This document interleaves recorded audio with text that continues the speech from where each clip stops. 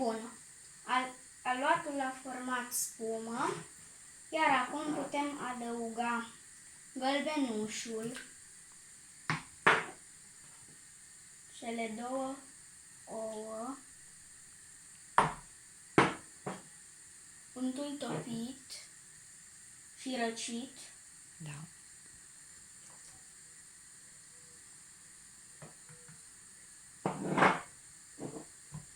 coaja de lămâie, Cu mânuța, cu mânuța. Așa. Bravo. esența de vanilie, Toate. Așa. amestecăm bine, bine.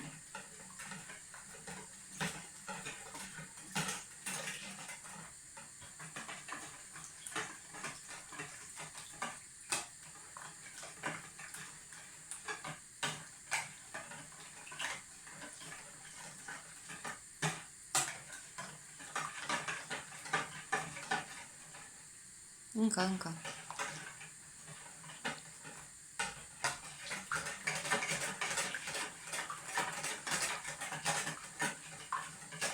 Bun.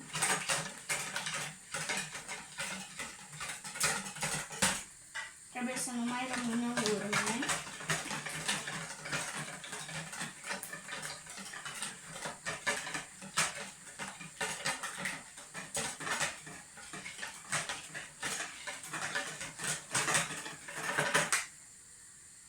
Perfect. Și acum? Iar acum scoatem. Da. Nu-i nimica. Se mai întâmplă în bucătărie. Adăugăm Adăugăm făina. Bun. Și amestecăm cu spatula. Cu spatula. Ușor.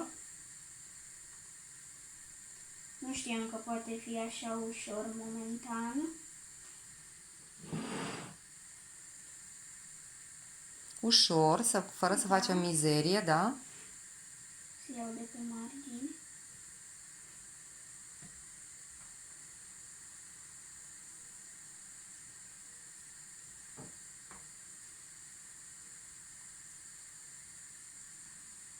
Bun. Și Încă nu este gata. încă nu e greu? În momentul în care devine greu, ce trebuie să facem? Renunțăm la spatulă și frământăm cu mâna timp de 30. Nu 10, Timp 10, de 10-20 de minute. 10-15 minute, da? Acum cred că poți Da. să renunți la spatulă. Putem renunța la spatulă. Hai, că tot ai să-ți bagi mânuțele acolo. Bun. Putem să o punem Tot de pe spatulă iei tot aluatul. Cu o mânuță ții și cu alta frămânți, da? Pune aici spatula, așa. Cu o mână ții și cu alta frămânți. Adunăm la mijloc. Eu zic cu ambele. Aici. Eu zic cu una. Da, cum crezi. Hai.